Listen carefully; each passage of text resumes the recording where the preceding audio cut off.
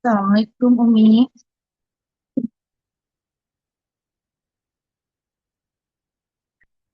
Kita mulai dulu ya Umi ya. Oke. A'udzubillahiminasyaitonirrajim. Bismillahirrahmanirrahim. Assalamualaikum warahmatullahi wabarakatuh. Alhamdulillahirrabbilalamin. Wassalatu wassalamu ala asrofil anbiya wal mursalin wa ala alihi wa sahbihi ajma'in amma ba'du. Teman-teman, sebelum kita memulai kajian ini, mari kita sama-sama meluruskan niat dan untuk menambahkan keberkahan, kita memulai dengan sama-sama membaca surat Al-Fatihah. A'udzubillahiminasyaitonirrajim. Bismillahirrahmanirrahim. Alhamdulillahirabbil alamin arrahmanirrahim. Maliki yaumiddin. Iyyaka na'budu wa iyyaka nasta'in. Ihdinas siratal mustaqim. Siratal ladzina an'amta 'alaihim ghairil maghdubi 'alaihim waladdallin. Amin amin ya rabbal alamin. Alhamdulillah teman-teman semua. Alhamdulillah saya dengan Winnie senang bisa berjumpa teman-teman semua, terutama Umu Asad. Alhamdulillah Umi sudah lama tidak berjumpa. WA-WAan ada ya, tapi kalau ketemu udah lama ya kayaknya. Setahun mungkin ada, belum ya? Terakhir Rilah sebelumnya ya. Alhamdulillah semoga Umi sehat ya Umi ya. Insya Allah. Umi kok suaranya kecil ya Umi? Oh masih di mute. Alhamdulillah. Eh, kita doakan juga ya semoga teman-teman di sini semua sehat semua. Bagi yang sakit segera sembuh, bagi yang berhalangan hadir bisa Allah mudahkan ya dan segera untuk bersama-sama meraih amal soleh ya. Amin amin ya robbal alamin. Alhamdulillah kita ketemu hari ini. Ini berhubung tadi dapat info kalau Umi bisa sampai jam 5 ya. Jadi kita langsung aja ya.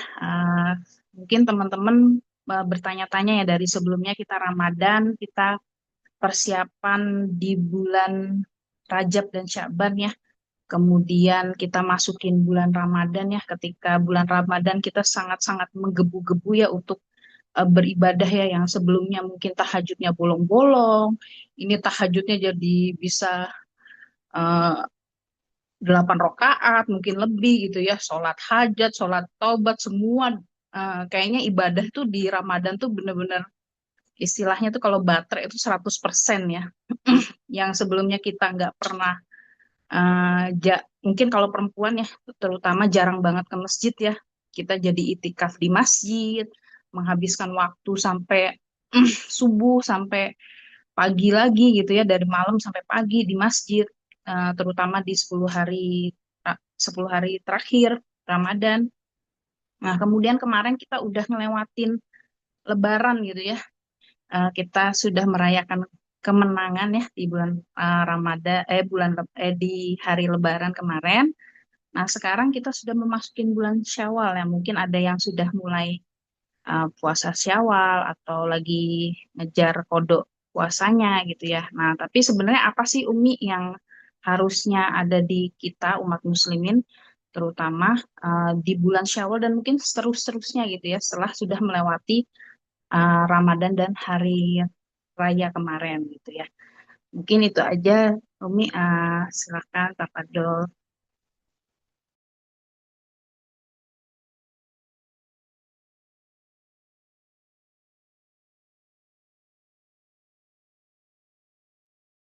Bismillahirrahmanirrahim. Assalamualaikum warahmatullahi wabarakatuh. Waalaikumsalam warahmatullahi wabarakatuh.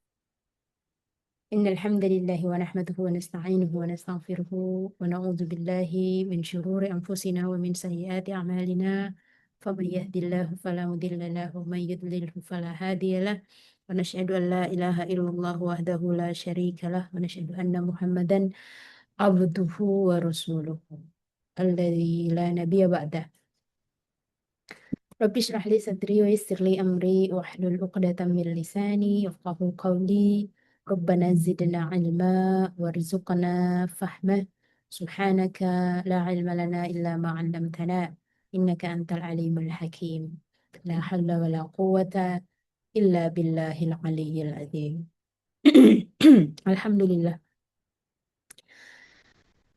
Tentu yang pertama dan utama kita sampaikan sebagai hamba Allah adalah syukur kita dan memberikan pujian tertinggi kepada Zat yang Maha Terpuji, Zat yang pantas untuk menerima segala pujian dan segala rasa syukur, Zat yang telah memberikan kepada kita kehidupan, meskipun Dia juga adalah Zat yang akan mengambil kembali kehidupan tersebut. Zat yang telah memberikan berbagai karunia kepada kita sampai ketika kita menggunakan seluruh lautan untuk menulis berbagai karunia yang diberikan oleh Allah Ta'ala kepada kita, tentu sampai lautan itu kering, tidak akan sanggup untuk menuliskan setiap nikmat yang telah Allah berikan kepada kita sejak awal penciptaan kita sampai hari ini. Semoga Allah menjadikan kita sebagai hamba-hamba yang pandai dalam mensyukuri setiap pemberiannya, setiap nikmatnya, dan mengejawantahkan rasa syukur itu dalam ketaatan kita kepada Allah Subhanahu wa Ta'ala. Tentu salawat dan salam paling hangat tidak pernah lupa kita kirimkan untuk kekasih Allah, untuk sang pemberi syafaat, Khatamul Anbiya, Nabiullah Muhammad Sallallahu Alaihi Wasallam. Semoga Allah mampukan kita menjadi umat terbaik yang dibanggakan oleh beliau, dan kelak kita pantas untuk disyafaati nanti di Yaumul Qiyamah, di hari di mana tidak ada yang mampu memberikan pembelaan kepada kita selain syafaat beliau atas izin Allah.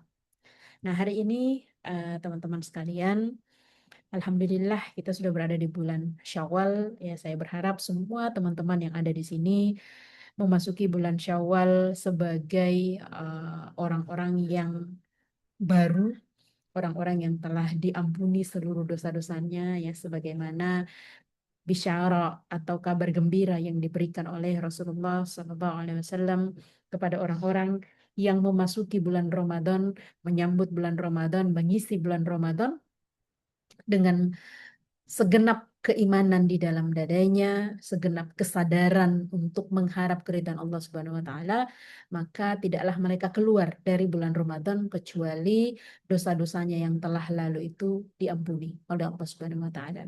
Makanya di dalam sebuah hadis yang lain, Rasulullah menguatkan bahwa siapa saja yang keluar dari bulan Ramadan dalam keadaan dosanya tidak diampuni atau belum diampuni oleh Allah, sesungguhnya orang tersebut dalam keadaan celaka atau rugi. Nah, semoga teman-teman satu arah yang ada di sini semuanya termasuk orang-orang yang keluar dari Ramadan memasuki bulan Syawal dalam keadaan telah diampuni seluruh dosa-dosanya oleh Allah Subhanahu wa taala, dan telah diangkat seluruh amal-amal solehnya sehingga kelak bisa kita bawa sebagai hujah kita yang memberatkan timbangan amal soleh kita nanti di yaumul mizan insyaallah. Semoga semua yang kita ikhtiarkan di dalam bulan Ramadan, yang kalau tadi kata Winnie luar biasa semangatnya, ya kalau bisa kita beribadah sambil kayang, sambil salto mungkin kita kerjakan gitu ya, saking semangatnya di dalam bulan Ramadan. Ya semoga apa yang kita ikhtiarkan itu Allah terima dengan sebaik-baik penerimaan insyaallah. Nah, hari ini saya dikasih tema melanjutkan perjuangan Syawal ya. Jadi perjuangan di bulan Ramadan kita lanjutkan sampai di bulan Syawal, dan harapannya kita bisa tetap menjaga spirit itu, menjaga semangat itu sampai nanti kita memasuki bulan-bulan berikutnya. Sampai bahkan kita bertemu dengan Ramadan yang akan datang, sebagaimana harapan para sahabat ketika keluar dari bulan Ramadan, mereka senantiasa meminta agar Allah menerima amal ibadah yang mereka ikhtiarkan, dan berharap akan ketemu dengan Ramadan yang berikutnya. Bahkan Nabiullah Sallallahu Alaihi Wasallam menyampaikan kepada kita bahwa seandainya setiap umat itu mengetahui bagaimana keutamaan yang Allah berikan di bulan Ramadan, maka mereka akan berharap agar setiap bulan itu adalah Ramadan. Tapi apapun itu, kita sudah keluar dari Ramadan, Ramadan sudah berakhir, dan tidak ada jaminan bagi kita untuk bertemu dengan Ramadan yang berikutnya. Nah, hari ini insya Allah kita akan sedikit membahas tentang Syawal ini ya, dan bagaimana kita memaknainya sehingga bekas-bekas Ramadan itu tidak menguap begitu saja dari diri kita. Sebelumnya, sebagaimana biasa, kita seharusnya senantiasa membiasakan diri kita untuk mengetahui definisi sebuah kata sebelum kita masuk pada pembahasan yang lebih jauh. Nah, sekarang kita ingin melihat dulu apa sih Syawal itu. Nah, sebelumnya kita harus pahami dulu bahwa penamaan bulan dari Muharram sampai ke Zulhijjah, 12 bulan itu sudah ada sebelum Islam datang. Sebelum diutusnya Nabi kita Muhammad SAW sebagai Khatamul Anbiya. Jadi nama-nama bulan itu semua sudah ada. Itulah kenapa ketika ditanya kapan Nabi kita lahir, kita dengan sangat yakin mengatakan 12 Rabiul Awal gitu ya. Berarti sudah ada ya nama-nama bulan. Iya, sudah ada nama-nama bulan. Tapi tahun Hijriyah itu baru dimulai setelah Rasulullah SAW wafat. Dan itu yang menentukan kapan tahun satunya itu adalah para sahabatnya. Mereka bersepakat, lalu terpilihlah satu eh, pendapat yaitu tahun satu itu adalah tahun di mana Rasulullah dan kaum muslimin itu hijrah meninggalkan Mekah menuju Yathrib atau Madinah. Makanya dibilang tahun Hijriyah karena tahun satunya itu dihitung sejak hijrahnya Rasulullah dan para sahabat. Jadi dulu itu hanya dibilang 12 Rabiul Awal, 12 Rabiul Awal tahun gajah gitu. Jadi tahunnya itu mengikuti peristiwa-peristiwa aja. Hanya mengikuti peristiwa-peristiwa tapi tidak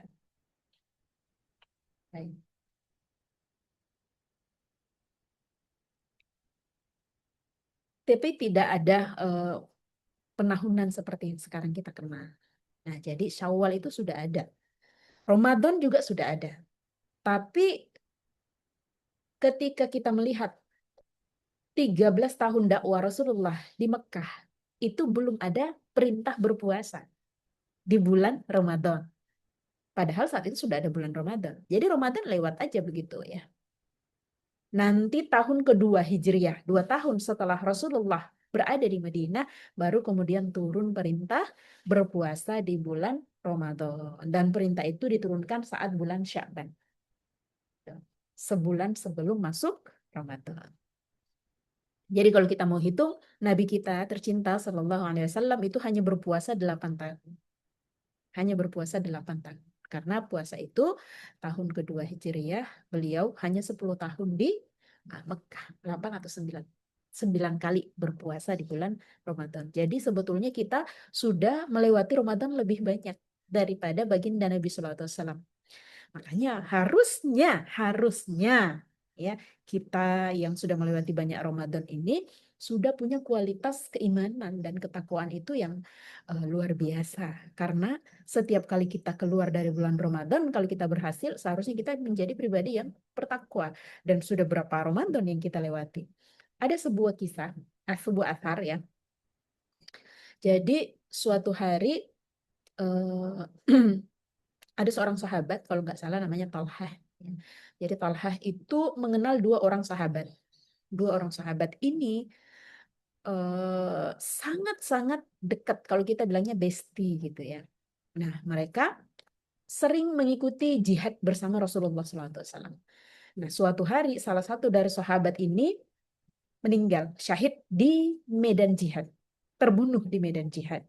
Kemudian sahabat yang satu masih selamat dan meninggal 1 tahun setelahnya, 1 tahun berikutnya, tapi tidak meninggal di medan jihad. Beliau meninggal di tempat tidur, sakit lalu meninggal. Kemudian Talhah itu diberi mimpi oleh Allah Ta'ala melihat 2 orang ini. Lalu Talhah melihat bahwa yang masuk surga lebih dulu itu adalah yang wafat di tempat tidur, bukan yang syahid fisabilillah. Talhah kemudian merasa terganggu dengan mimpi ini. Lalu Talhah mendatangi Nabiullah SAW lalu mempersoalkan. Nabiullah SAW lalu menjelaskan bahwa kenapa yang wafat di tempat tidur itu masuk surga lebih dulu, karena ternyata dikatakan yang wafat di tempat tidur itu masih melewati satu Ramadan lagi dibanding dengan orang yang jihad fisabilillah. Berarti di sana kita melihat satu Ramadan itu sangat memberikan pengaruh yang luar biasa pada ketakwaan seseorang. Berarti sahabat yang wafat di tempat tidur tadi adalah orang yang bisa memanfaatkan momentum Ramadan itu dengan baik, sehingga itu bisa benar-benar menaikkan level ketakwaan dia di sisi Allah Subhanahu wa taala. Jadi seharusnya kita secara matematis yang telah melewati banyak Ramadan, seharusnya kita level ketakwaan kita semakin tinggi. Ya kalau kayak gini-gini aja ada yang perlu kita pertanyakan pada diri kita, ada yang perlu kita hisap, kita hitung-hitung ya, kita muhasabahi diri kita, apa yang salah dengan kita berRamadan. Nah, kembali ke Syawal. Jadi, Syawal itu kalau kita mau lihat, dia berasal dari kata syala. Syala. Kalau kita mau coba buka di kamus kita, ketika kita ketik kata syala, itu yang muncul artinya adalah sial. Sial. Syala. Arti yang muncul adalah sial. Nah, dari sana kemudian orang-orang Arab jahiliyah ya sebelum Islam datang, mereka itu senantiasa menganggap bulan Syawal itu adalah bulan sial. Sehingga mereka tidak melakukan berbagai amal atau perkara-perkara yang menurut mereka ini adalah sebuah perkara yang penting. Jangan dilakukan di bulan Syawal. Kenapa? Bulan Syawal itu sial. Salah satunya adalah apa? Pernikahan. Ya, pernikahan itu sangat-sangat tabu untuk dilakukan di bulan Syawal. Kenapa? Karena dikaitkan juga dengan ini. Kalau kita lihat di Lisanul Arab, dijelaskan bahwa Syawal itu sama dengan asal kata syala tadi. Itu syalatun naqatu bidanabiha.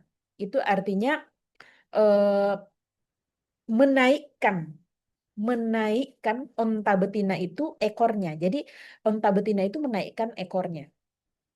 Nah, jadi dikatakan oleh para ulama bahwa bulan Syawal di masa jahiliyah itu dianggap sebagai masa di mana onta betina itu tidak mau dikawini oleh onta jantan. Nah, ketika onta-onta jantan itu mendekat ke arah onta-onta betina, maka onta betina itu mengangkat ekornya sebagai bentuk penolakan dan perlawanan. Dan inilah yang kemudian semakin menguatkan pemahaman orang-orang jahiliyah bahwa onta aja nggak mau dikawinin saat bulan Syawal. Gitu. Apalagi kita manusia. Onta itu tahu mana bulan-bulan yang baik dan mana bulan-bulan yang enggak gitu ya. Nah, makanya kemudian mereka semakin apa ya? Sudah semakin membudaya, mengakar pada peradaban mereka bahwa bulan Syawal itu adalah bulan yang sangat terlarang untuk menikah. Dan juga ketika mereka mau bepergian untuk melakukan tijarah ya atau perdagangan mereka, itu mereka nggak mau keluar di bulan Syawal.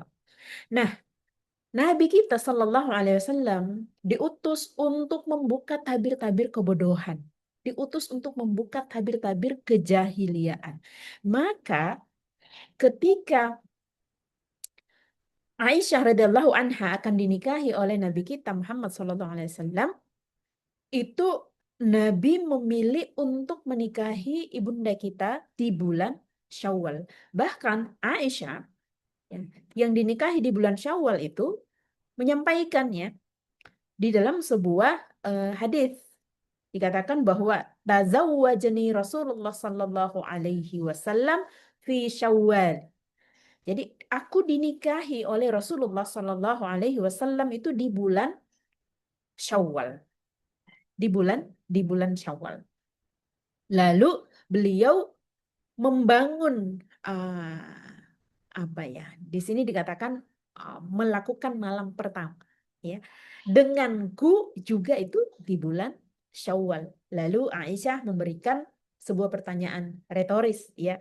Fa'in nisa Rasulullah sallallahu alaihi wasallam kana afdha indahum minni. Jadi siapa kira-kira wanita atau istri-istri dari Rasulullah itu yang lebih beruntung di sisi Rasulullah dibanding aku gitu ya. Itu adalah sebuah sebuah ungkapan atau pertanyaan retoris yang menunjukkan bahwa Aisyah ini adalah seseorang yang memang dipilih oleh Rasulullah SAW untuk melakukan syiar perlawanan terhadap sebuah tradisi atau sebuah eh, kepercayaan tentang bulan sial. Ya, kalau kita mungkin ada yang namanya hari-hari sial gitu ya. Kalau orang jahiliyah ada namanya bulan sial, yaitu apa? Syawal ini. Nah, Imam Nawawi menjelaskan tentang hadis tadi ya dari Ibunda kita Aisyah radhiyallahu anha. Imam Nawawi menjelaskan bahwa kenapa Sayyidah Aisyah mengatakan hal yang tadi itu untuk menunjukkan penentangan terhadap mitos atau khurafat ya yang berkembang di tengah-tengah masyarakat jahiliyah Arab pada saat itu. Ya, menurut mereka bulan Syawal itu adalah bulan kesialan dan jika nekat menikah di bulan Syawal itu pasti akan mendatangkan kesialan juga gitu ya. Jadi Imam Nawawi memberikan sebuah penjelasan dari hadis yang tadi yang diungkapkan oleh Aisyah. Jadi ketika kita mengatakan Rasulullah menikahi Aisyah itu kebetulan aja di bulan Syawal, enggak gitu ya. Jadi memang para para mufassir itu melihat ini adalah ini terdapat sebuah tujuan yang sengaja disisipkan oleh Rasulullah untuk mematahkan khurafat sama dengan peristiwa pernikahan dan perceraiannya Zaid yang kemudian Zaid itu kita ketahui sebagai anak angkat dari Rasulullah SAW. Sedangkan kepercayaan orang-orang jahiliyah pada saat itu anak angkat itu sama dengan anak kandung. Mungkin ada juga sekarang orang masih percaya seperti itu ya. Sampai-sampai anak angkatnya itu dimasukkan ke kartu keluarga. Ya seolah-olah dia adalah anak sendiri dan diperlakukan sebagaimana anak sendiri ya. Seolah-olah dia mahram, dia mendapatkan perwalian, dia mendapatkan apa namanya warisan ya. Nah, kemudian ketika Rasulullah datang, Allah memerintahkan Rasulullah untuk menikahi mantan istri Zaid, anak angkatnya. Menunjukkan bahwa Zaid itu adalah orang asing bagi Rasulullah. Karena pada hukum asalnya, seorang mertua itu tidak boleh menikahi mantan menantu. Tidak boleh. Tapi karena Allah mau menunjukkan bahwa Zaid itu bukan anak secara nasab dari Rasulullah, maka mantan istrinya boleh dinikahi. Nah, sama dengan kasus pernikahan Rasulullah dengan ibunda kita Aisyah radhiyallahu anha yang ini. Itu untuk mematahkan sebuah kepercayaan tentang bulan Syawal. Nah, begitupun saya coba mencari di kamus yang lain ya, Al-Ma'ani. Saya mendapati bahwa Syawal juga berasal dari kata yang sama tetapi ya syala. Ini ada eh, arti yang berbeda ya. Dikatakan bahwa syala itu artinya adalah menaikkan atau mengangkat ya, mengangkat, mengangkut gitu. Merubah posisi dari bawah ke atas gitu. Sehingga sebagian ulama kemudian mengatakan bahwa makna Syawal yang berarti peningkatan itu maksudnya adalah bagaimana amalan seorang hamba di bulan setelah bulan Ramadan itu seharusnya bisa meningkat lebih baik dari bulan Syawal yang sebelumnya. Artinya apa?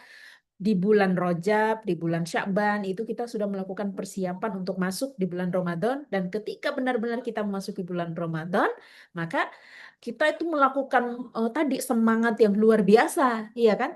Dan diharapkan semangat ini, gairah ini tetap terjaga. Nah, ketika kita mampu menjaga gairah kita yang dari bulan Ramadan itu sampai ke Syawal, maka di situ auto meningkatkan kualitas ibadah kita dibanding dengan bulan-bulan sebelum Ramadan. Maka dikatakan amal seorang hamba di bulan Syawal itu seharusnya sudah mengalami peningkatan. Kenapa? Dia sudah tertarbiyah di bulan Ramadan. Makanya aneh ketika ada seorang ketika Ramadan itu luar biasa hebohnya, ya. Tapi ketika bulan Syawal dimulai dari malam takbiran, dimulai dari 1 Syawal itu sudah menggila dia itu, ya. Mulai dari makannya, ya, ke distraknya dia pada hal-hal yang duniawi, misalnya mau apa namanya masak yang spesial, ya, yang luar biasa, ya. Akhirnya dia kemudian melupakan spirit Ramadannya. Nah, hari esoknya begitu. Kenapa? Karena dia pergi silaturahim kemana-mana. Padahal sebetulnya silaturahim itu kan adalah sebuah kebaikan, ya. Bahkan di dalam suatu hadis dikatakan kalau ingin dipanjangkan umurnya, ya perbanyaklah silaturahim. Nah, tapi kadang-kadang kita silaturahim itu niatnya sudah berbeda. Ada bermacam-macam lah niat yang terselubung di hati masing-masing. Lalu ketika silaturahim kita menggibah, kita makan, makan dan makan, lalu makan lagi gitu ya. Akhirnya setelah Lebaran badannya lebar. Akhirnya Ramadan yang kita itu sudah berlatih luar biasa menjadi apa? Menjadi luntur. Ya, semua konsentrasi kita dalam beribadah selama bulan Ramadan itu ke distract seketika dengan euforia Syawal. Nah, ini yang sangat disayangkan. Jadi makna Syawal yang berarti peningkatan tadi itu nggak kita dapat. Kenapa? Karena sejak 1 Syawal kita sudah terdistraksi dengan berbagai macam perayaan yang akhirnya membuat kita lupa. Padahal perayaan yang menandakan kemenangan itu nggak masalah, ya, nggak masalah sebagai tanda syukur kita kepada Allah. Tapi hati-hati, jangan sampai kita terlupa. Makanya banyak orang yang mereka itu luar biasa ibadahnya di bulan Ramadan, tapi kembali ke settingan awal lagi di luar bulan Ramadan. Nah, perkara ini pernah ditanyakan, ya. Imam Bishr bin Al-Harith Al-Hafi, ketika ada orang yang bertanya tentang kita lah kira-kira, ya.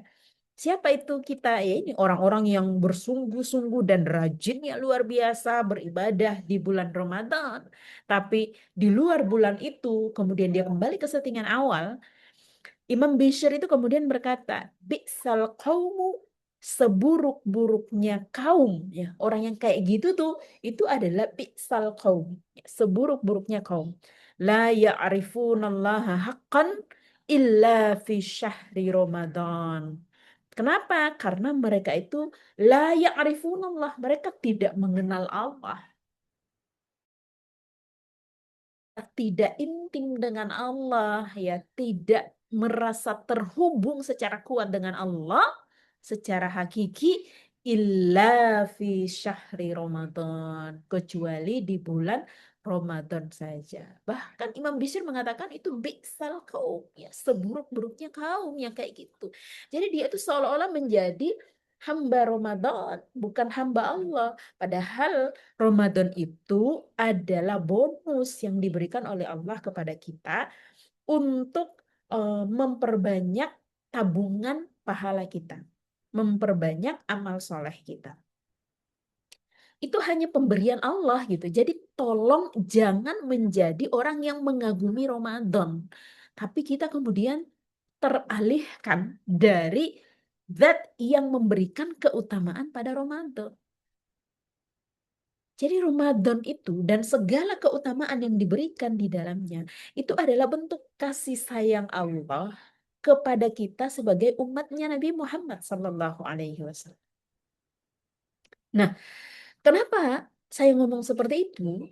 Karena itu ada sebuah peristiwa, ada sebuah peristiwa. Jadi Jibril alaihi salam itu menyampaikan kepada Nabi kita Muhammad Sallallahu Alaihi Wasallam tentang bagaimana ada seorang rijal, ada seorang laki-laki yang dia itu umatnya Nabi Musa, yang beriman kepada Allah, ya. Dia taat kepada Nabi Musa, yang dia itu selama 1000 bulan tidak pernah menanggalkan pedangnya, dalam rangka berjihad fisabilillah, dalam rangka memerangi musuh-musuh Allah. Ini menunjukkan bahwa nabi-nabi terdahulu itu usianya panjang, sangat panjang. Kemudian nabi kita ketika disampaikan berita ini itu sedih. Sedih banget. Kenapa sedih? Itu bukan tentang beliau, tapi tentang kita. Beliau berpikir, kalau umatnya Nabi Musa berjihad fi sabilillah selama 1000 bulan tanpa henti, bahkan dia tidak pernah menanggalkan pedangnya dari dirinya, tentu dia akan mendapatkan keutamaan yang luar biasa dibanding dengan umatku. Kenapa? Jibril alaihissalam juga sudah mengabarkan bahwa umatnya Nabi Muhammad itu usianya hanya ada di antara 60 sampai 70. Kata Nabi, usia umatku itu 60 sampai 70, sangat sedikit yang sampai 80. Kemudian Nabi kita itu berpikir sambil merasakan sebuah keresahan ya. Hah, usia umatku itu paling banter 80. Sedangkan umatnya Nabi Musa 1000 bulan aja dia bisa pakai untuk berjihad fisabilillah. Tentu umatku akan kalah secara amal soleh dari umatnya Nabi Musa. Nah dari situ tuh resah terus. Kemudian Allah Ta'ala yang sangat mencintai beliau itu mengetahui keresahan beliau. Lalu diutuslah Jibril alaihissalam untuk memberikan Ramadan plus plus apa? Lailatul Qadar. Jadi Lailatul Qadar yang bukan hanya setara dengan 1000 bulan, tapi dikatakan khairun min, lebih baik daripada. Dan ulama tafsir mengatakan no one knows, lebih baiknya itu lebih baik segimana banyaknya. Itu nggak ada yang tahu. Pokoknya dia lebih baik aja dari 1000 bulan. Sebagai bentuk apa? Bentuk penghiburan dari Allah Ta'ala kepada kekasihnya agar dia nggak sedih lagi. Tenang aja, umatmu bakalan dapat satu malam aja. Itu lebih baik daripada 1000 bulannya umatnya Nabi Musa alaihi salam. Jadi berbagai keutamaan yang ada di bulan Ramadan, termasuk di dalamnya Lailatul Qadar, itu adalah pemberian dari Allah. Jadi please kita jangan salfok, jangan gagal fokus juga terhadap Ramadannya. Kita harus fokusnya kepada Allah yang telah begitu pemurahnya memberikan berbagai keutamaan yang ada di bulan Ramadan supaya kita mendapatkan kebaikan yang berlipat-lipat meskipun usia kita pendek, tapi nanti ketika di hari mizan, ketika ditimbang, amal-amal soleh kita bisa sebanding, berimbang, bahkan lebih baik daripada umat-umat dari Nabi sebelum Nabi Muhammad SAW. Jadi please, jangan menjadi hamba Ramadan. Jadilah hamba dari Allah Subhanahu wa Ta'ala. Nah, kita lanjut di dalam ucapan Imam Bishr ini. Ya, kata beliau, la ya'rifunallaha haqqan illa fi syahri Ramadan. Inna salihah, sesungguhnya hamba yang salih itu, beliau memberikan sebuah ta'arif atau definisi ya, allazi yata'abbadu, yaitu orang yang senantiasa beribadah, wa yajtahidus sanata kullaha, dan dia bersungguh-sungguh dalam ibadah tersebut di seluruh tahun ya, sanata kullaha, di sepanjang tahun itu. Jadi tidak hanya di bulan Ramadan. Maka ketika kita ingin menjadi as-salih, ya, kita ingin menjadi hamba Allah yang saleh, maka seharusnya kita memenuhi kriteria ini, yaitu apa? Allazi yata'abbadu wa yajtahidu sanata kullaha. Jadi seorang hamba yang senantiasa bersungguh-sungguh dalam ibadahnya sepanjang tahun, tidak hanya menunggu Ramadan. Apalagi kita sudah melewati Ramadan, di mana Rasulullah dan para sahabat juga mencontohkan luar biasanya ibadah mereka. Seharusnya semakin banyak Ramadan yang kita lewati, semakin hebat pula ibadah yang kita lakukan kepada Allah. Karena derajatnya terus bertambah, bertambah, bertambah. Ya. Kalau kita gini-gini terus, berarti dia naik, turun, naik, turun, naik, turun gitu. Ya, seharusnya enggak gitu. Yang naik turun inilah yang menurut Imam Bishr dikatakan sebagai biksal kaum. seburuk-buruknya kaum. Kenapa? Dia hanya merasa mengenal Allah sebenar-benarnya itu hanya di syahrul Ramadan. Ya, naudzubillah min dzalik. Nah, kemudian kita melihat apa sih ya ini untuk memotivasi kita ya apa sih yang dilakukan Nabi kita dan sahabat-sahabat beliau di bulan Syawal. Apakah beliau mereka semua itu yang diridai oleh Allah Subhanahu wa taala itu sibuk apa kalau kita di sini? Healing, liburan ya ketika bulan Syawal. Ternyata yang dilakukan oleh para sahabat dan juga Nabi Shallallahu Alaihi Wasallam di bulan Syawal itu adalah perkara-perkara yang luar biasa. Nah, saya mengambil beberapa aja yang apa ya populer ya, yang populer. Pertama kita lihat ternyata baginda Nabi Shallallahu Alaihi Wasallam itu tidak hanya menikahi Aisyah di bulan Syawal.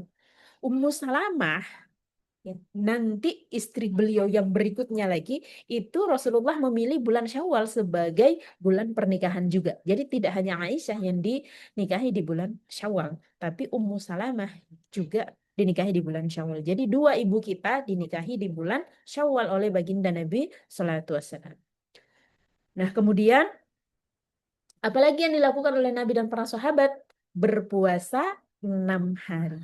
Mansoma Ramadan, siapapun yang dia itu berpuasa di bulan Ramadan, tuma ataba'ahu sittan, kemudian dia mengikutinya lagi dengan 6 min Syawal di bulan Syawal, karena maka keadaannya itu kasiyamid dahri, seperti berpuasa setahun penuh. Nah, ini keren ya. Secara matematika ini bisa dijelaskan.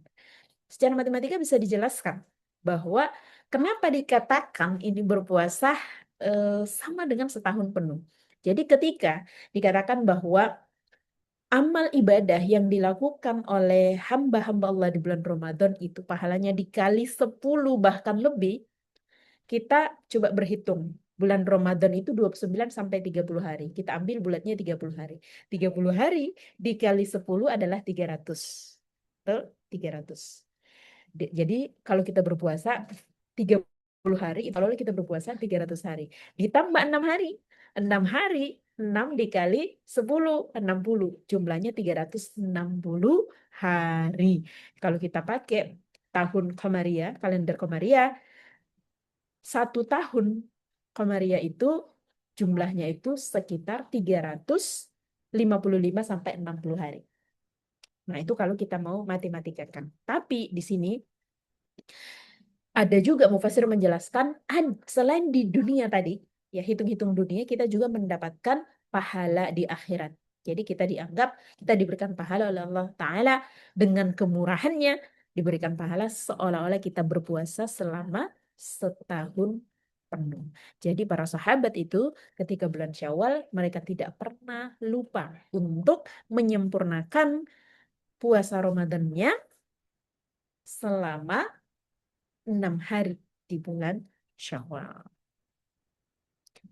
Nah, secara fikih nanti akan ada pertanyaan, kita syawalan dulu 6 hari atau qada dulu gitu ya. Biasanya kan banyak seperti itu. Nah, ada satu pendapat yang seorang ulama menjabarkan hadis ini bahwa siapa yang berpuasa di bulan penuh, ini kan dia menggunakan kemudian mengikutinya di dalam hadis yang lain, kemudian menyempurnakannya, ya, atimmuhu, menyempurnakannya dengan 6 hari. Nah, artinya apa? Jadi harus sempurna dulu, selesai full puasanya sebulan Ramadan, baru kemudian disempurnakan dengan 6 hari. Jadi kalau yang masih ada utang, disunahkan untuk membayar utangnya terlebih dahulu. Dan kata para mufassir, insya Allah dia bisa terhitung mendapatkan puasa 6 hari di bulan Syawal. Kalaupun dia nggak dapat, misalnya dia baru mengkodok puasa, udah keburu datang haid lagi, gitu misalnya. Nah itu insya Allah Allah mengetahui niatnya. Selama dia menyegerakan mengkodok puasanya dengan harapan dia bisa mengikutinya dengan 6 hari lagi di bulan Syawal, qadarullah dia haid, maka ulama mengatakan Allah yang Maha Pemurah bisa memberikannya pahala 6 hari puasa di bulan Syawal. Allah Maha Kaya dan Maha Pemurah dalam memberikan balasan. Itu yang kedua. Kemudian yang ketiga, amal apa lagi yang utama dilakukan di bulan Syawal? Nah, ini jarang orang paham, ya. Jarang orang paham. Di sini ada sebuah hadis diriwayatkan oleh Imam Bukhari, Imam Muslim juga meriwayatkannya dengan nomor hadis yang berbeda. Ibunda kita, ya, dari ibunda kita Aisyah radhiyallahu anha, qalat, beliau berkata, kharajna ma'a Rasulillah sallallahu alaihi wasallam fi hajjatil wada. Kami keluar bersama-sama dengan Nabi untuk melakukan haji wada. Jadi ketika Nabi kita mau melakukan haji wada itu, istri-istri beliau pun diajak, ya, ikut bareng, berhaji bareng. Fa'ahlalna lil umrati fi Syawal, maka kami mengambil ihram, ya, untuk berumrah di bulan Syawal. Ingat, Syawal, Zulqa'dah, Zulhijjah. Jadi ulama menjelaskan bahwa sebenarnya amalan bulan haji itu dimulai dari bulan Syawal. Dimulai dari bulan Syawal. Kenapa? Di bulan Syawal itu semangat Ramadannya harusnya masih nempel. Gitu, harusnya masih nempel. Makanya ketika orang mau berhaji, seharusnya di bulan Syawal itu dia sudah menyiapkan seluruh eh, kekuatan spiritualnya untuk bulan Zulhijjah nanti. Kan mereka berangkat biasanya di Zulqa'dah, ya, berangkatnya di Zulqa'dah. Tapi bulan Syawal mereka sudah harus menyiapkan itu. Bahkan ketika kita melihat Rasulullah Shallallahu Alaihi Wasallam ketika mau melakukan haji wada itu keluarnya dari apa? Syawal, ya, dari bulan Syawal. Dan bahkan di bulan Syawal itu Rasulullah mengajak seluruh kerabatnya untuk berumrah. Ya. Kemudian Ibunda Aisyah melanjutkan, summa qadimna Makkah. Kemudian kita sampai di Makkah. Kami sampai di Makkah. Fatufna bil bait. Lalu kami tawaf di al-bait. Al-bait itu maksudnya Ka'bah, ya. Kami tawaf di Ka'bah, wasa'aina bainas Safa wal Marwah. Lalu kami sa'i antara Safa dan Marwah.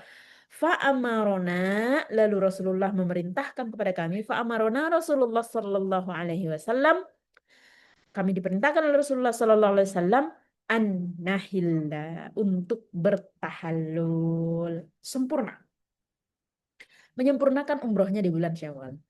Oleh karenanya, ulama-ulama menganjurkan selain di bulan Ramadan karena mengejar pahala haji yang mabrur dan seolah-olah sedang berhaji bersama Rasulullah, ya, kalau di bulan Ramadan.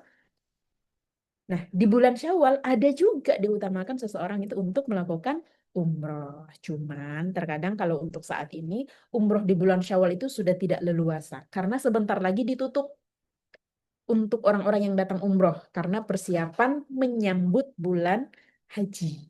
Itu jadi sudah mulai dilakukan pengosongan. Jadi kalau mau berumroh di bulan Syawal di awal-awal. Nah, guruku sudah berangkat beberapa hari yang lalu untuk berumroh di bulan Syawal mengikuti sunnah yang ini. Jadi para sahabat itu bersama-sama dengan Rasulullah melakukan umroh di bulan Syawal dan memulai perjalanan haji mereka itu juga di bulan Syawal. Nah, kemudian ini yang luar biasa, ya. Jadi ada 5 perang besar yang sangat berpengaruh yang itu dilakukan di bulan Syawal. Bayangkan ya, kalau kita kan harusnya leha-leha nih, ya, leha-leha setelah Lebaran gitu ya, ada nastar gitu ya, ada apalagi kastengel dan berbagai macam kue-kuean yang nanti setelah 2 pekan, 3 pekan setelah Ramadan, IGD rame, puskesmas rame gitu ya, mulai dari gula, kolesterol, segala macam ya, asam urat itu naik semuanya ya. Berarti ada yang salah dengan kita bersyawal. Ternyata Rasulullah SAW itu tidak hanya melakukan beberapa perang penting di bulan Ramadan. Rasulullah melanjutkannya lagi di bulan Syawal. Ya, tidak ada leha-leha bagi mereka. Coba kita lihat nih yang pertama nih. Ada perang Uhud. Siapa yang nggak kenal perang Uhud? Debarannya luar biasa ya. Kalau kita bahkan ketika kita datang di area peperangan itu getarannya itu masih terasa luar biasa ya. Nggak mungkin kita itu nggak keluar air matanya ketika kita naik di Bukit Rumat tempatnya para pemanah itu berdiri, lalu mereka turun, kemudian mereka dihantam balik oleh pasukan yang dipimpin oleh Khalid bin Walid. Nggak mungkin kita itu tidak menangis sejadi-jadinya, membayangkan bagaimana Rasulullah harus eh, terluka luar biasa di sana, ya. Jadi perang Uhud ini adalah perang yang sangat populer, yang sebagian ahli sejarah mengatakan di sana kaum muslimin kalah, ya. Di sana kaum muslimin kalah. Tapi ternyata nanti sebenarnya tidak kalah telak. Kenapa? Akan disusul dengan perang Hamraul Asad. Ya. Jadi kita lihat tanggal 7 Syawal di tahun ketiga Hijriyah. Artinya apa? Ini adalah tahun kedua kaum muslimin berpuasa di bulan Ramadan. Tahun kedua kaum muslimin itu beridul fitri. Idul fitri kedua sudah diikuti dengan perang. Perang Uhud. Jadi katakan perang Uhud ini tanggal 7 Syawal. Belum seminggu habis berlebaran itu sudah perang. Kita kebayang ya bagaimana mereka keluar dari bulan Ramadan. Bagaimana mereka berhari raya. Tentu persiapannya nggak secepat ini, nggak tahu-tahu 7 Syawal langsung perang. Tentu diawali dengan hari-hari sebelumnya. Mereka bersih tegang, ya, mereka diskusi kita harus kemana gitu ya. Bahkan sempat mereka itu berpesan, ya udah kita jangan keluar dari Madinah, biarkan saja mereka datang ke sini gitu, lalu kita lawan. Kemudian sahabat yang lain mengatakan jangan, kita harus keluar gitu. Akhirnya mereka menunggu di Uhud. Nah ini nanti bisa diceritakan di momentum yang lain ya. Nah, saat di perang Uhud ini adalah sebuah tindakan balasan yang dilakukan oleh kaum muslimin karena mereka kalah. Waktu eh, tahun kedua Hijriyah itu ya mereka kalah di Badar. Akhirnya mereka menyusun kekuatan lagi, menyerang balik, dipimpin oleh Khalid bin Walid yang saat itu belum muslim. Dan qadarullah itu membuat kocar-kacir pasukan kaum muslimin, termasuk Rasulullah itu terluka, dan 70 sahabat termasuk Hamzah itu syahid di sana. Nah, perang yang oleh sebagian orang menganggap ini kalah, ternyata saat itu orang-orang Mekah itu pulang. Dan ketika mereka pulang, Rasulullah Shallallahu Alaihi Wasallam di hari berikutnya meminta kepada kaum muslimin untuk menyusul mereka. Bayangkan. Padahal saat itu para sahabat itu sudah penuh dengan luka-luka ya ketika mereka tidak mati. Dan di sini kita lihat bagaimana Rasulullah Shallallahu Alaihi Wasallam mau menyaring ya, menyaring atau memfilter siapa nih yang ketaatannya kepada Allah dan Rasul-Nya itu tiada tanding, tiada banding. Maka Rasulullah memberikan syarat. Yang boleh ikut hanya yang ikut di Uhud. Yang tidak ikut di perang Uhud nggak boleh ikut di perang Hamraul Asad. Jadi Rasulullah bilang, kita kejar mereka. Kita kejar mereka. Lalu para sahabat ketika disampaikan, Rasulullah memerintahkan kita untuk mengejar. Rasulullah memerintahkan kita untuk mengejar orang-orang musyrik. Mereka bilang, lah gimana kita? Kondisi kita sudah luka-luka seperti ini. Bahkan ada 2 orang bersaudara, kakak beradik. Itu yang bahkan bergerak dari tempat tidur aja susah. Kemudian abangnya bilang, kita nggak bisa, ini panggilan Allah dan Rasulnya, kita harus keluar. Ini spesial, karena yang boleh datang hanya yang ikut di perang Uhud. Yang seger-seger, yang nggak ikut nggak boleh. Berarti ini pilihan. Terus adiknya bilang, gimana bang? Abangnya bilang gini, nanti kita gantian. Ya, aku dulu yang nyeret kamu. Kalau aku udah capek, kamu yang nyeret aku. Sampai segitunya. Dan mereka itu membuat kaum muslimin yang lain itu terkesima dengan ketaatan mereka luar biasa. Ya, singkat cerita, di perang Hamraul Asad ini, Hamraul Asad ini nama tempat ya. Hamra dari kata ahmar merah, Asad itu singa. Jadi gurun pasir yang ada di tempat itu warnanya agak merah ya. Dan di sana tentu ada singa ya, kayak Hamzah itu yang orangnya suka berburu singa. Makanya beliau pun dikatakan sebagai Asadullah gitu ya. Singanya Allah. Nah, jadi Hamraul Asad ini artinya singa berwarna merah karena padang pasirnya itu warnanya merah, pasirnya merah. Dia jaraknya kira-kira 30 kilo dari kota, dari Madinah. Nah, di sana dikejar pasukan, lalu pasukannya sudah kabur, lalu Rasulullah masih memilih untuk tetap camping di sana sampai beberapa hari dan dipastikan orang-orang musyrik itu sudah lari pulang ke Mekah. Jadi mereka ketika pulang itu tidak membawa berita kemenangan. Mereka menang dari Uhud enggak, tapi mereka membawa berita kekalahan. Nah, ini yang kadang-kadang sejarahnya nggak nyampe di kita. Lalu ada perang Khandaq. Nah, perang Khandaq ini dilakukan pada tahun kelima setelah mereka ada di Madinah, ya setelah negara Islam itu berdiri. Nah, apa itu Khandaq? Ya kita tahu di sini adalah pengepungan kota Madinah yang dilakukan oleh Ahzab, ya persekutuan orang-orang Quraisy, Bani Ghatfan, Yahudi dari Bani Nadir, ya dan beberapa bani-bani yang lain. Mereka bersekutu bareng-bareng untuk melawan kaum muslimin. Nah, kenapa dibilang perang Khandaq? Itu adalah perang parit, ya, untuk membuat benteng-benteng di sekitar Madinah. Ya, kita nggak perlu panjang lebar di sini membahasnya ya. Di sini juga banyak terjadi keajaiban-keajaiban sebagai mukjizat dari Allah Ta'ala di perang Khandaq ini. Kemudian perang Hunain. Ya, perang Hunain itu tanggal eh, tahun ke-8, 2 tahun sebelum Rasulullah wafat.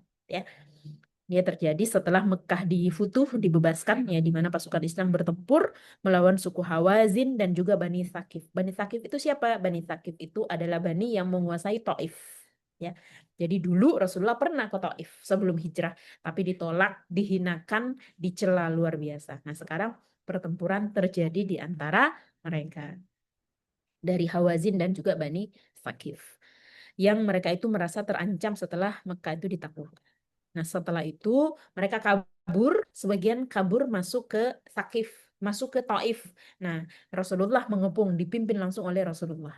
Ya, jadi ini adalah tindakan mengikuti persis seperti Hamraul Asad. Ya, tindakan lanjutan setelah perang Hunain untuk menundukkan pertahanan suku Thaqif yang bertahan di kota Taif. Saat itu benteng-benteng mereka dihancurkan lewat pelontar manjanik dan juga kebun-kebun anggur mereka itu dibakar oleh pasukan kaum muslimin sehingga mereka kemudian menyerah, mengaku untuk takluk tunduk kepada Rasulullah Sallallahu Alaihi Wasallam.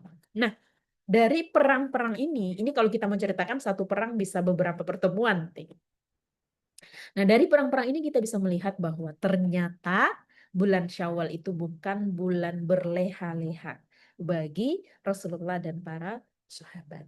Begitupun kita. Kita nggak disuruh untuk perang kok, untuk jihad fisabilillah enggak gitu ya. Kita hanya disuruh untuk apa? Beristiqamah di dalam melakukan amal-amal soleh kita. Dakwahnya istiqomah, ya, zikirnya istiqomah, salatnya istiqomah, sedekah istiqomah, dan setiap kebaikan-kebaikan yang sudah kita ikhtiarkan itu kita istiqomahkan. Biasanya kalau Ramadan sedekahnya jor-joran gitu ya, tapi setelah Ramadan udah hilang lagi.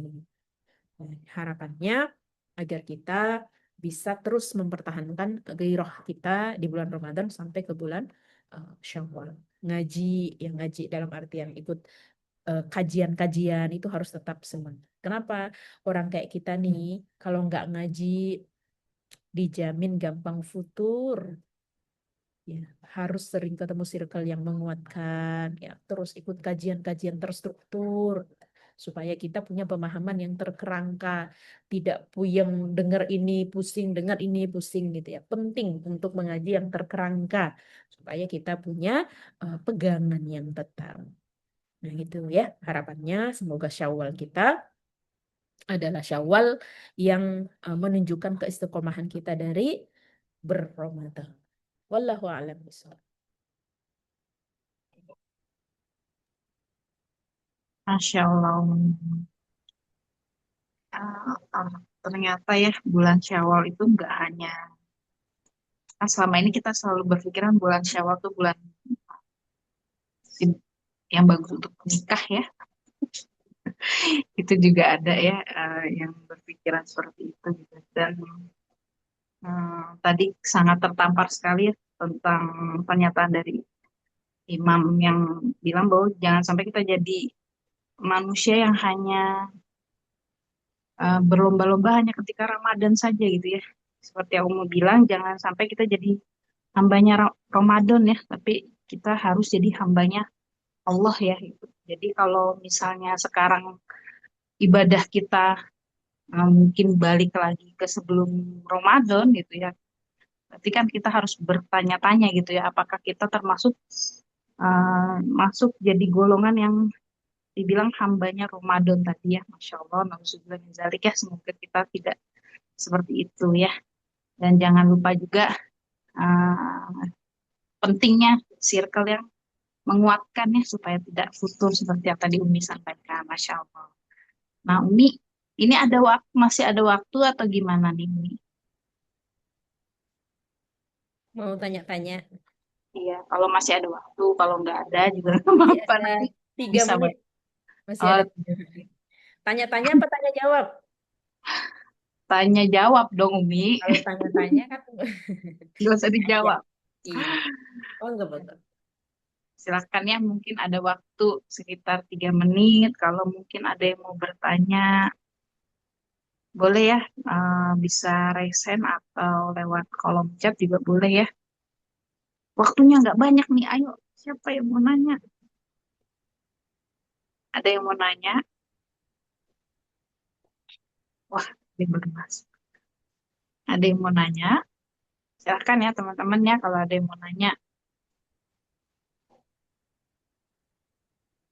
Kayaknya pada kaget juga ya, ternyata banyak perang di bulan Syawal ya. Kalau kita perang makan ya kayaknya ya. Satu Syawal berapa ketupat yang dihabiskan ya dari rumah-rumah yang berbeda gitu ya. Malah all you can eat ya. All you can eat. Iya kan kalau eh, kayak ada rasa kemarin makannya terbatas, dibatasi gitu ya. Terus ketika Syawal jadi boleh makan sepuasnya gitu. Kadang-kadang ada yang merasa seperti itu. Iya. Tapi Padahal ternyata sebetulnya Allah itu tidak butuh lapar dan haus kita. Allah nggak butuh itu.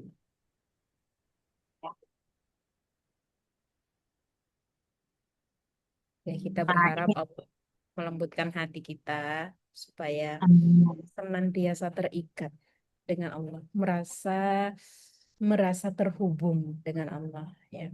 Kalau bahasanya Syekh Tajuddin itu senantiasa merawat idrok silah billah ya, hubungan atau kesadaran dia bahwa dia senantiasa terhubung dengan Allah. Nah, ini menjadi semacam pendorong sekaligus rem. Ya, pendorong untuk melakukan amal soleh, rem untuk bermalas-malasan. Ya, kadang-kadang, oke, untuk teman-teman yang ada di satu arah ini, saya berhusnuzon sekali. Tidak ada yang mau sengaja bermaksiat, itu nggak ada. Nggak ada. Nggak ada. Insya Allah nggak ada. Secara sadar, aku pengen zina, aku pengen buka aurat, itu nggak ada insya Allah, aku sadar. Cuman kadang-kadang yang membuat kita itu masuk ke dalam perangkap atau kita kecolongan itu adalah lalai. Apa itu? Apa itu yang membuat kita lalai? Ini nih, scroll, scroll, scroll, ya, ya. Akhirnya tahu-tahu udah jam berapa aja. Tuh. Jadi kita sebetulnya memang nggak berniat sih untuk memaksiati Allah secara sengaja. Tapi kadang-kadang karena kita tidak menyibukkan diri kita untuk melakukan banyak amal soleh dan kita tidak terhubung dengan baik, hubungan kita dengan Allah itu tidak begitu kuat, akhirnya mudah bagi kita untuk ke distract, ya, mudah ke distract. Ya, habis aku mau sholat duha, habis duha aku mau baca zikir pagi, baca terus tahu-tahu aku belum jawab WhatsApp gitu ya, aku belum jawab WhatsApp, jawab WhatsApp. Pas mau jawab WhatsApp ada notif dari IG yang WhatsAppnya nggak jadi dibuka IG, scroll scroll scroll mulai jadi nggak fokus, tadi mau ngapain menjadi ngapain, udah ke distract. Ini yang kita minta perlindungan kepada Allah supaya Allah menjaga kita supaya tetap fokus. Ingat bahwa dunia ini adalah tempat kita membuktikan kepada Allah bahwa kita adalah hamba yang pantas untuk diridhoi. Tempat kita hidup sekarang ini, dunia ini adalah tempat pembuktian. Tempat pembuktian. Nah, tempat pembuktian itu sepaket dengan ujian. Jadi ketika Allah kasih ujian, kita buktikan kepada Allah, ya Allah, um, Aku ridho, ini adalah ujianmu, aku ridho menjalaninya. Tolong kuatkan. Ya, gitu, seperti itu. Jadi ketika mendapatkan ujian dari siapapun, dari apapun, dengan cara bagaimanapun, kapanpun, yang harus kita fokuskan adalah aku ini terhubung dengan Allah. Aku terhubung dengan Allah. Senantiasa seperti itu. Nah, maka ketika kita memasak, ketika kita bersih-bersih rumah, ya ketika kita nyuci, kita ngapain, itu kita senantiasa terhubung, merasa terhubung dengan Allah. Supaya kalaupun kita merasa lelah, lelah itu tidak menjadikan keluh kesah di hadapan Allah. Tapi lelah ini membuat kita menunjukkan kepada Allah, ya Allah, lihat ya Allah, lihat ya Allah, aku melakukan semua ini berat loh bagi aku ya Allah, berat loh. Tapi aku mau, aku ridho. Tolong jangan sia-siakan ya Allah gitu. Nah, itu senantiasa terhubung. Kalau gitu, meskipun kita lelah, meskipun terasa berat, ya bagi kita fine aja gitu. Kadang-kadang ada hal-hal kecil tapi suka membuat kita ke distract dari tujuan kita. Contoh, ibu-ibu mungkin pernah haid detik-detik terakhir kalau pas Ramadan ya, detik-detik terakhir sebelum berbuka puasa gitu ya. Terus, aduh kenapa nggak datang tadi jam 10? Aduh kenapa bukan subuh? Aduh kenapa nggak jam 2 pas tadi panas-panasnya gitu? Kenapa sekarang 2 menit lagi gitu kan? Merasa seperti itu. Kenapa? Karena kita menganggap seolah-olah hidup ini adalah matematika. Ya, ya nggak kehitung deh, ya gitu ya, nggak kehitung deh puasa aku harus dikodok deh gitu. Padahal kalau kita ridho, kita sudah dapat pahala selama tadi sampai menjelang maghrib itu kita sudah dapat pahala yang sama. Kita cuma satu aja apa itu?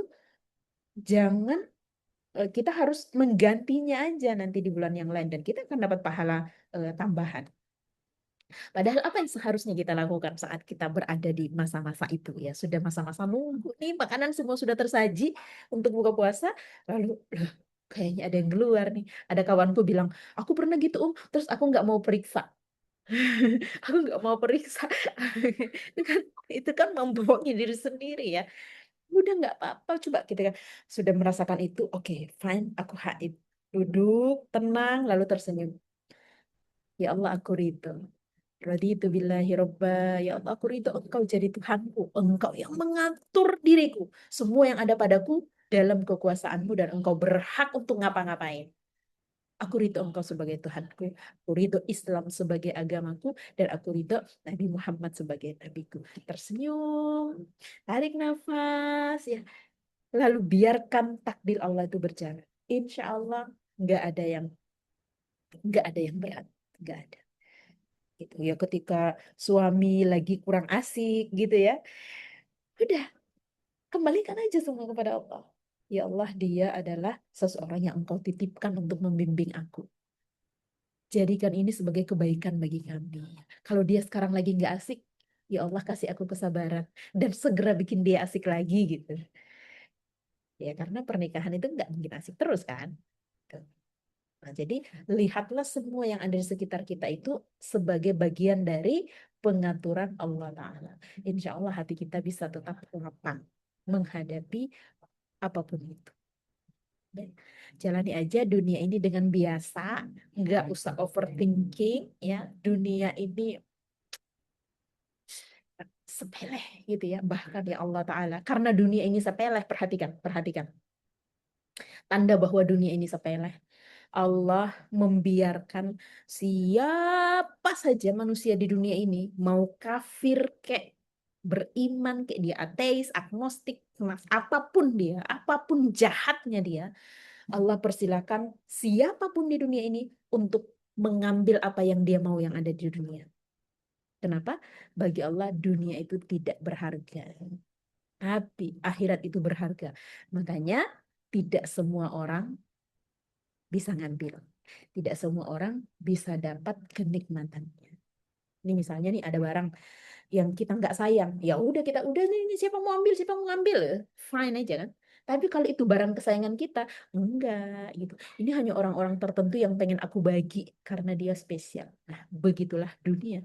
Bagi Allah, dunia itu tidak ada nilainya sama sekali. Siapapun yang mau ngambil, monggo. Tapi kenikmatan akhirat hanya diberikan kepada orang-orang yang Allah izinkan, orang-orang yang Allah ridhoi. Semoga kita termasuk di dalamnya. Kita bisa mendapatkan keridhaan Allah meskipun dengan jalan yang berbeda-beda.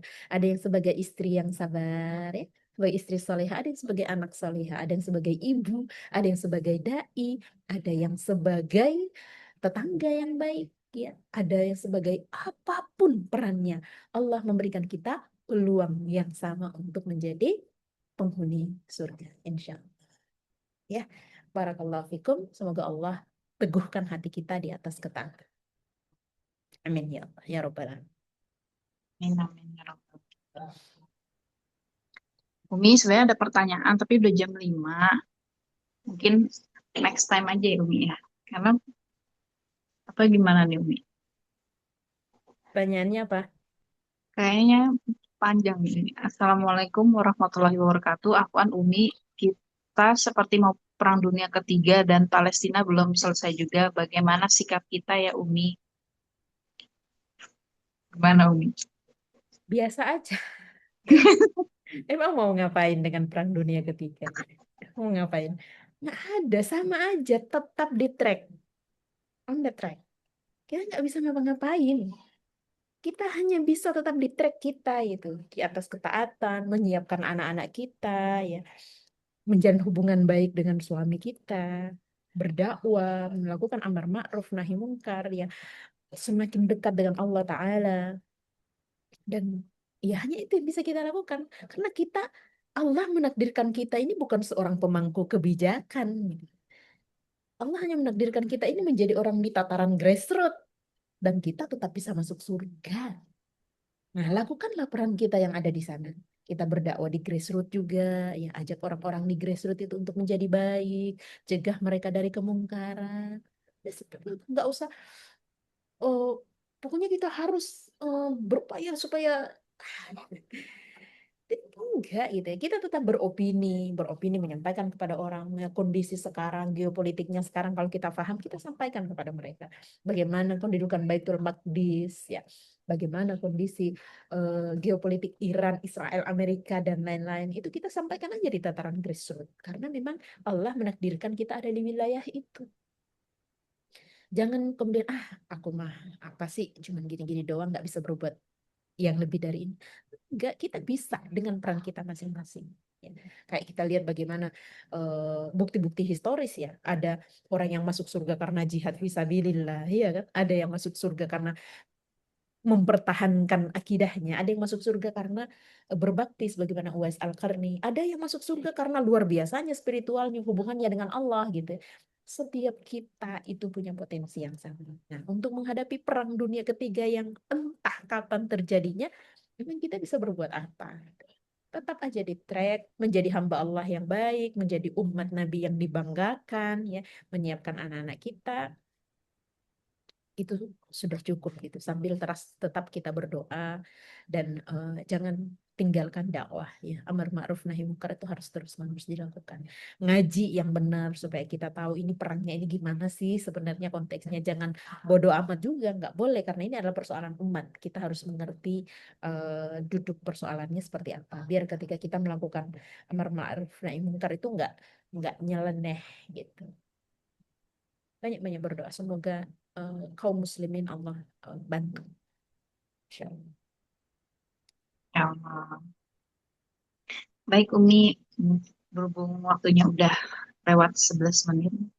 Mungkin dari Umi ada closing statement sebelum aku tutup Umi. Sudah cukup, Insya Allah. Sudah cukup ya. Masya Allah, Ada jazakillah. tumpah-tumpah nanti. Iya, Masya Allah. Mungkin aku tutup kajian hari ini ya dengan kita sama-sama membaca hamdalah, alhamdulillahirabbil alamin, istighfar 3 kali. Astagfirullahalazim, astagfirullahalazim, astagfirullahalazim. Doa penutup majelis. Subhanakallahumma wa bihamdika asyhadu an la ilaha illa anta astaghfiruka wa atubu ilaik. Alhamdulillahirabbil alamin. Jazakillah khair Umi. Mohon maaf Iya. lahir dan batin Umi. Semoga sehat-sehat. Salam buat keluarga. Makasih juga teman-teman yang udah hadir hari ini. Assalamualaikum warahmatullahi wabarakatuh. Waalaikumsalam warahmatullahi Waalaikumsalam wabarakatuh. warahmatullahi wabarakatuh. Barakallahu Amit, fiik. terima kasih. Oke.